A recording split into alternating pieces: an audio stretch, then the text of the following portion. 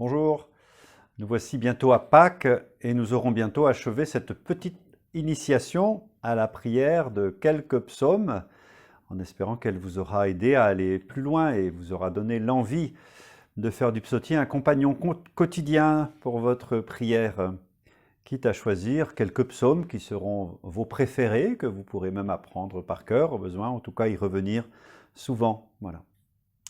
Aujourd'hui, je vous propose de méditer le psaume 109, qui est repris depuis longtemps dans la liturgie du dimanche. Les plus anciens se souviendront peut-être de l'introduction de ce psaume « Dixit Dominus Domino meo ». Voilà. Un psaume qui nous plonge dans l'ambiance pascale, dans l'ambiance du mystère pascal de la résurrection du Christ, de son exaltation, de son ascension. Voilà, dans sa lecture chrétienne en tout cas, parce que toujours les psaumes sont des documents d'abord du peuple juif qui ont été christianisés et intégrés dans la Bible chrétienne. Ce psaume pose beaucoup de problèmes d'interprétation, nous n'y entrons pas, mais il est surtout pour nous une manière de chanter Jésus, Seigneur et Dieu, ressuscité, monté au ciel. Nous sommes aux sources bibliques de l'article de foi « Il est assis à la droite du Père ». Le Seigneur dit à mon Seigneur, siège à ma droite. C'est ainsi que commence le psaume. Le Seigneur dit à mon Seigneur, siège à ma droite. Vous souvenez-vous que Jésus commente ce verset devant les scribes et les pharisiens? Comment demande-t-il à David, comment demande-t-il, David peut-il appeler Seigneur ce personnage que Dieu invite à s'asseoir à sa droite, à partager sa gloire, sa seigneurie? Qui est ce personnage dont David dit, le Seigneur dit à mon Seigneur? Voilà. Si David a écrit les psaumes comme on pensait, comment peut-il dire ça? Qui est le Seigneur de David? Souvent on pensait que le Messie serait le fils de David. Mais comment celui qui est le fils de David, donc né de David, peut être en même temps le Seigneur de David? Vous voyez ce genre de questions compliquées, ce genre de discussions rabbiniques qui ramènent en fait à l'identité de Jésus. Jésus, aux scribes et aux pharisiens, dit, au fond, vous vous posez la question, qui est le Messie? Mais ce psaume laisse bien entendre que le Messie, c'est plus qu'un fils de David, puisque David l'appelait lui-même Seigneur. Le Seigneur dit à mon Seigneur, siège à ma droite, et je ferai de tes ennemis le marchepied de ton trône. On considère habituellement que le psaume 109 est un psaume royal, un psaume d'intronisation du roi, au moins à la base, même s'il a été ensuite transformé. Une cérémonie d'intronisation. Le Seigneur dit à mon Seigneur, siège à ma droite. Le roi David est probablement derrière ce personnage royal.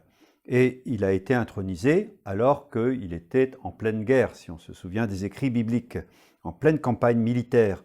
Voilà pourquoi il y a beaucoup d'allusions aux ennemis dans ce psaume. Et encore dans la liturgie, 2 ou 3 versets sont entre crochets, donc on ne les reprend pas dans la liturgie. Des versets assez violents contre les ennemis, contre ceux contre qui David est en guerre. De Sion, le Seigneur te présente le sceptre de ta force. Voilà. Domine jusqu'au cœur de l'ennemi. C'est aussi le combat que nous menons contre l'ennemi intérieur ou extérieur. David est jeune quand il devient roi. L'œuvre de conquête n'est pas encore terminée et il a besoin, pour continuer sa campagne militaire, d'une nouvelle jeunesse. Mais c'est aussi le matin de Pâques qui donne une nouvelle jeunesse. Et c'est ainsi que nous méditons ce verset. « Comme la rosée qui naît de l'aurore, je t'ai engendré. » Oui, David reçoit une nouvelle jeunesse et le Christ sort du tombeau. « Comme la rosée qui naît de l'aurore, je t'ai engendré. » Puis il y a ce verset 4 qui nous invite à creuser un peu notre culture biblique. Vous voyez, on est dans un psaume qui vraiment est travaillé par toute l'histoire sainte. Le Seigneur l'a juré dans un serment irrévocable, tu es prêtre à jamais selon l'ordre du roi Melchisédek. Nous avons tous entendu peut-être parler de ce fameux roi Melchisédek. Oui, David sera roi, siège à ma droite, mais il sera aussi prêtre, médiateur entre Dieu et le peuple. Tu es prêtre selon l'ordre du roi Melchisédek. Melchisédek, dit le livre de la Genèse, roi de Salem, se fit apporter du pain et du vin. Il était prêtre du Dieu très haut et il bénissait Dieu. Dans le Nouveau Testament, on parle de ce fameux Melchisédek dans la lettre aux Hébreux. On dit, au sujet de Melchisédek, on ne parle ni de père, ni de mère, ni d'ancêtre, ni d'un commencement, ni d'une fin. Cela le fait ressembler au Fils de Dieu. Il demeure prêtre pour toujours. Voilà. Melchisédek est une figure de roi, de prêtre un peu mystérieuse, à qui Abraham a payé la dîme, voilà, et qui va bénir Abraham, donc il est au-dessus d'Abraham. Et il est le premier à utiliser du pain et du vin dans la Bible en signe d'offrande. Donc tu es prêtre à jamais selon l'ordre du roi Melchisédek. Voilà le genre de roi qu'est David, un roi béni par Dieu, qui reçoit l'onction de Dieu, qui est prêtre de Dieu, qui établit une relation entre Dieu et les sujets de son royaume.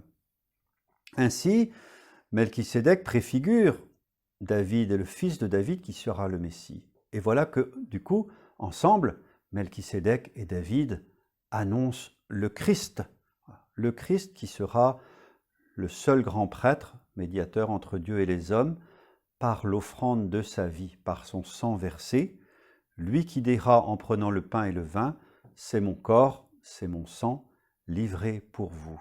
Voyez, cette convergence des personnages de la Bible vers Jésus, unique roi, unique grand prêtre, qui donne sa vie, en Eucharistie, en action de grâce pour Dieu, pour le peuple de Dieu. Voilà. Et c'est ainsi que ce psaume royal, un petit peu obscur au départ, est en fait pour nous un chant de louange du Messie, du roi, du prêtre. Mais pour nous, le Messie, le roi, le prêtre, c'est le Christ. C'est un chant d'adoration, un chant du roi crucifié par amour, unique médiateur entre Dieu et les hommes, grand prêtre selon le sacerdoce de Melchisédek, Jésus, le Christ. Voilà. Dieu s'est fait homme et il est cet homme, Jésus, fils de Dieu, mais aussi grand prêtre et roi. Mais Dieu s'est fait homme pour que l'homme devienne Dieu, souvenons-nous de cela. Et ce Fils qui est assis à la droite du Père, c'est lui qui nous entraîne, qui ouvre le ciel, qui sort du tombeau, qui monte vers le ciel et nous entraîne avec lui. Ainsi, lorsque nous chantons le Christ assis à la droite du Père, nous chantons notre propre destinée, la joie de notre avenir qui nous est donnée dans la résurrection du Christ, même s'il nous faut lutter encore contre nos ennemis, même si nous continuons d'être en campagne militaire et que l'Église est notre hôpital de campagne. Voilà. Donc Jésus, le Fils de Dieu, nous relie au ciel et nous ouvre la voie vers le Père. Beauté de notre foi chrétienne, de notre foi biblique, beauté de la vocation humaine, appelée à être élevée auprès de Dieu. Alors bonne méditation de ce psaume 109.